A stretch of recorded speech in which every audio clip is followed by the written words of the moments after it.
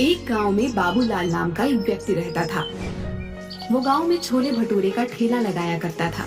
बाबूलाल बहुत दयालु व्यक्ति था और उसके छोले भटूरे काफी लोकप्रिय भी थे।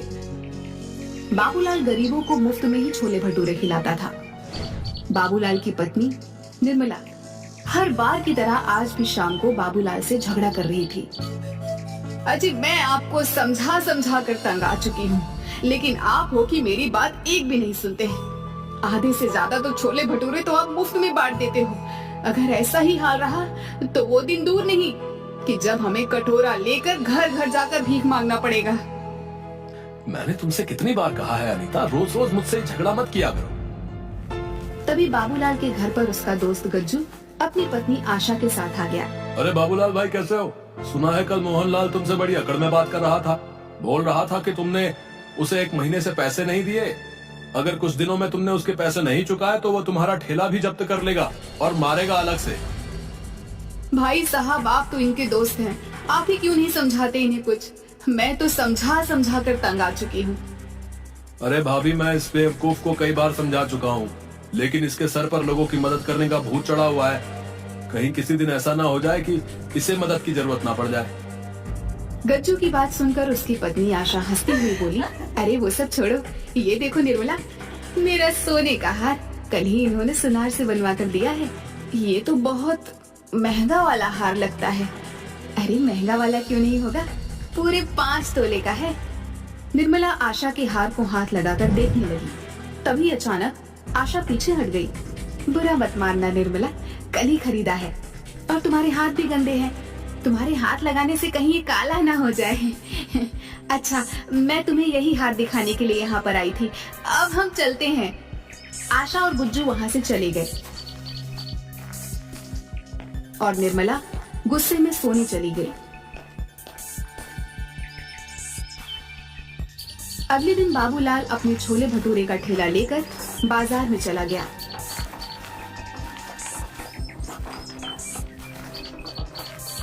बाबूलाल के बगल में ही मुखिया का खास आदमी नरेश भी ठेला लगाता था। नरेश बाबूलाल को देखकर गुस्से से बोला, क्या आज भी अपने छोले भटूरे मुफ्त में बांटेगा? नरेश भैया, मैं सिर्फ गरीबों से पैसे नहीं लेता। अबे बेवकूफ, छोले भटूरे कौन से यहाँ पर कार वाले खाने आते हैं? सब गरीबी गाने आते हैं। तेरी ये गरीबों को मुफ्त में खिलाने की आदत मुझे बर्बाद कर दे रही है। ये तो कोई बात नहीं हुई नरेश भैया। किसी गरीब को खाना खिलाना तो पुण्य का काम होता है। लगता है तू ऐसे नहीं मानेगा। तेरी मुखिया से शिकायत करनी पड़ेगी। इतना कहकर नरेश अपना ठेला लेकर मुखिया के पास चला गया।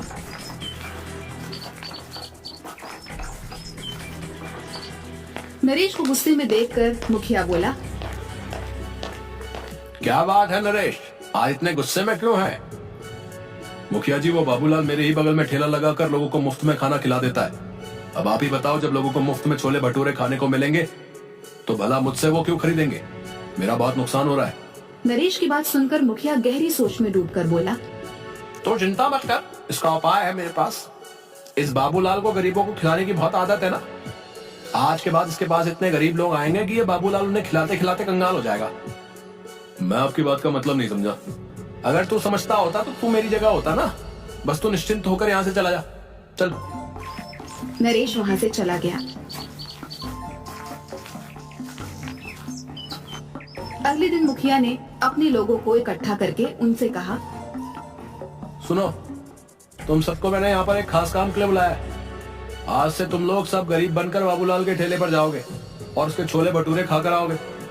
देखता हूँ ये बाबूलाल कब तक मुफ्त में छोले भटूरे खिलाएगा। अगले दिन मुखिया के सारे आदमी गरीब बनकर बाबूलाल के ठेले पर पहुंच गए और उस दिन उन सब ने किसी भी ग्राहक को आने का मौका नहीं दिया। उस दिन के बाद वो सब रोज भेस बदल कर आते और बाबूलाल के मुफ्त में छोले भटूरे खाते। कुछ ही दिनों बाद बाबूलाल कर्जे में आ गया और अब कर्जदार उसे परेशान और घेरने लगे।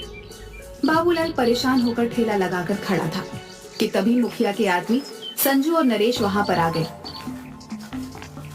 क्या बात है बाबूलाल, आज कैसे मुंह लटकाए हुए बैठा है? ऐसी कोई बात नहीं मुखिया जी, आज तेरे चेहरे पर वो चमक नहीं दिखाई दे रही। अरे चमक कहाँ से दिखाई देगी मुखिया जी? बाबूलाल भैया को गरीबों को मुफ्त में छोले भटूरे खिलाने का बहुत शौक चढ़ा था, लेकिन अब तो इनके खुद के भूखे मरने के दिन आ गए। ऐसा कुछ नहीं है संजू भैया। अगर ऐसा नहीं है तो फिर तेरा मुंह क्यों लटका हुआ है? संजू सही कह रहा मुखिया जी। बाबूलाल, मेरी एक बात समझ में नहीं आती, तो गरीबों को ही छोले भटूरे मुफ्त में क्यों खिलाता भाई? अमीरों में क्या कांटे लगे क्या है? क्या अमीर इंसान नहीं होते? किसी भूखे को खिलाना तो बड़ा पुण्य का काम होता है मुखिया जी, और किसी का कर्जा न चुकाना भी तो बड़ा पाप का काम होता है बाबूलाल। मैं आपकी बात का मतलब नहीं समझा। तू अच्छी तरह से समझ रहा है कि मैं क्या कहना चाहता हूँ।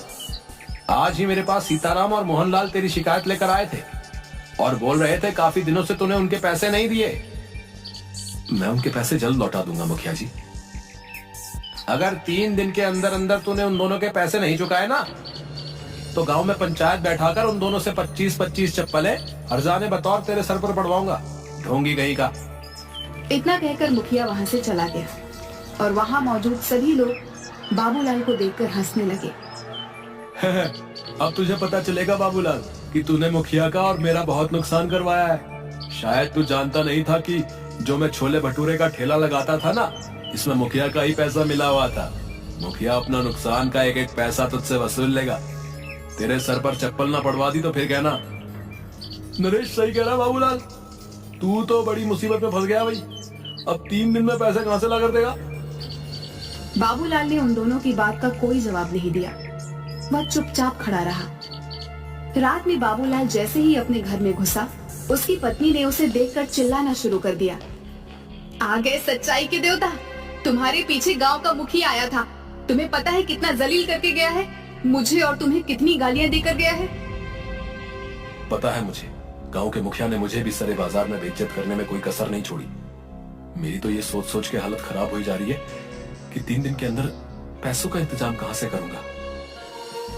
अब यही दिन देखना बाकी रह गया था। ले देकर हमारे पास यही एक रहने का घर था, पर अब तो मुझे ये भी बिकता हुआ नजर आ रहा है। जाओ इस मकान को भी बेचकर गरीबों और भूखमरों को मुफ्त में खिला देना। इतना कहकर निर्मला पैर पटकते हुए कमरे में चली गई और बाबूलाल पूरी रात वहीं सोया। अगले दिन बाबूलाल फिर से ठेला लेकर गांव की ओर चल दिया। बाबूलाल आज बहुत उदास था।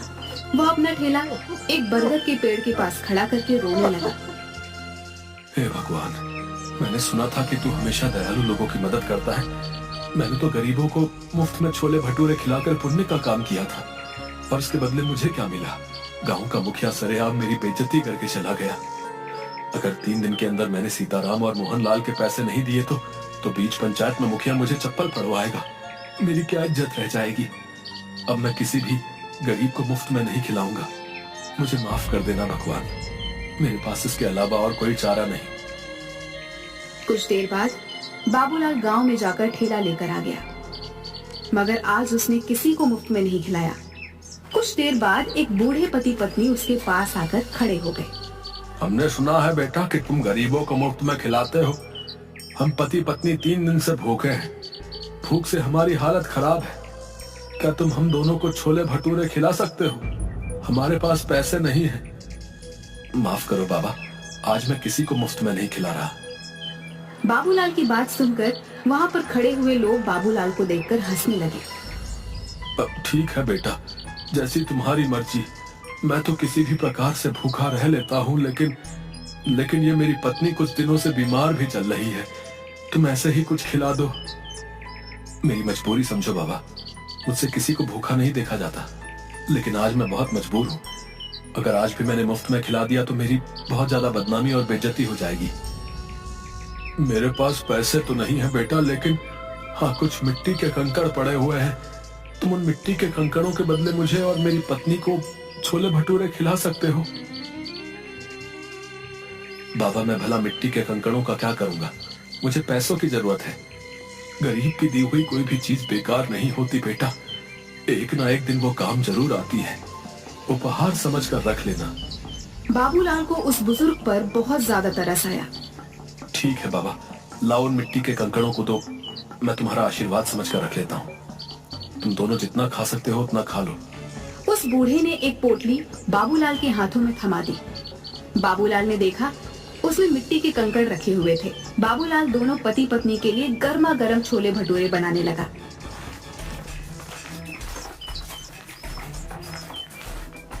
तभी वहाँ पर ठेला लगाकर खड़ा हुआ नरेश बाबूलाल से बोला, अरे इन मिट्टी के कंकड़ों से तू भला कैसे सीताराम और मोहनलाल का कर्जा चुकाएगा रे?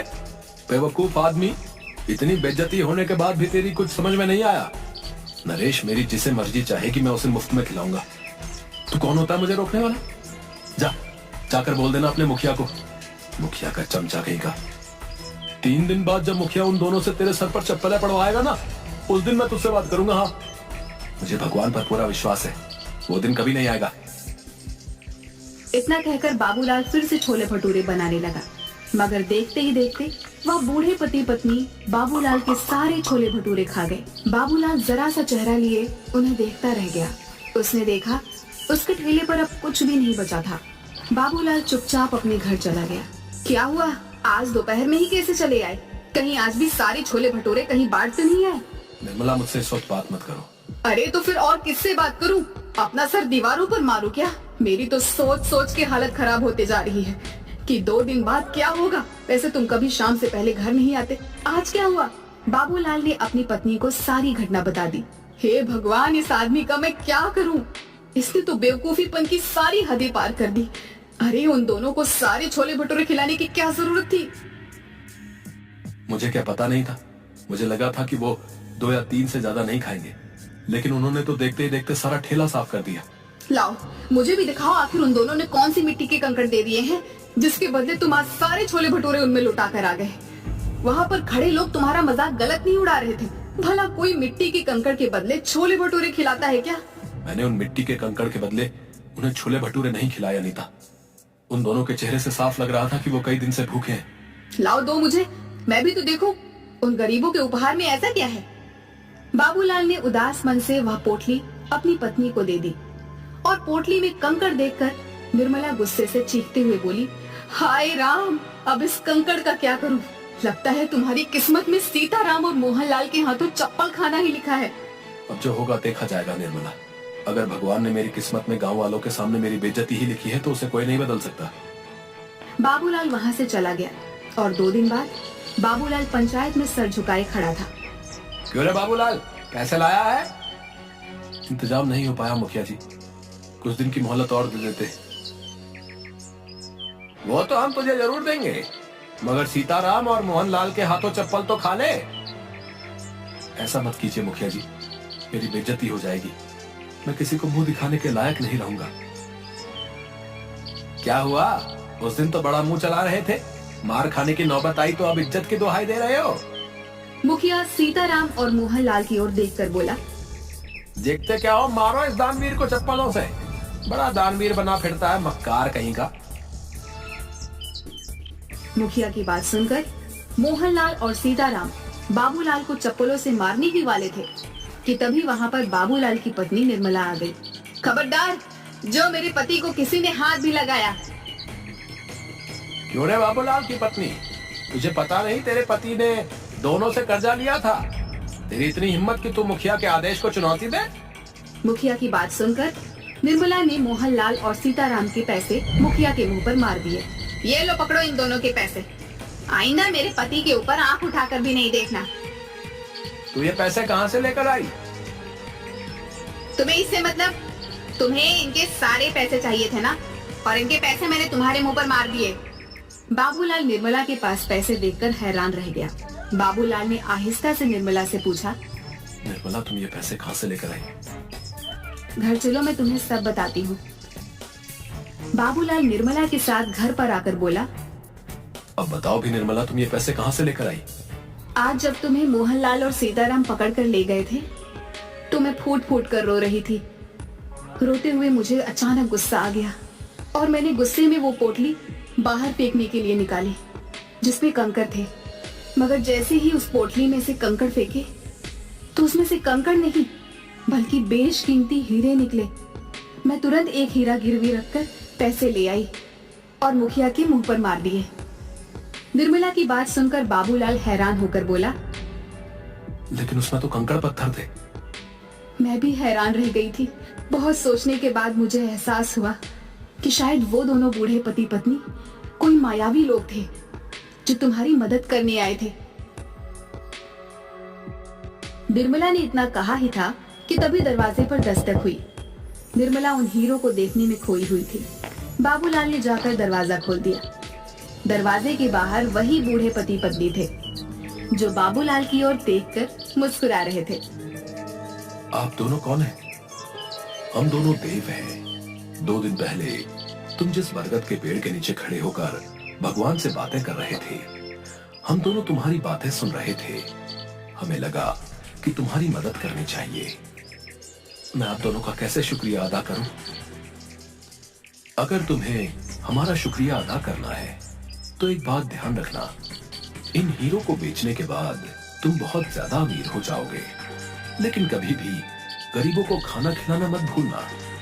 चाहे कितनी भी अड़चने आए, चाहे कितनी भी परेशानियां आए, याद रखना भगवान उस व्यक्ति को बहुत ज्यादा पसंद करता है जिसके दिल में दूसरों के लिए दर्द होता है। इतना कहकर वो दोनों बूढ़े पति पत्नी वहां से गायब हो गए। उस दिन के बाद बाबूलाल देखते ही देखते बेहद अमीर हो गया, लेकिन वो आज भी गरीबों को मुफ्त में छोले भटूरे खिलाता है।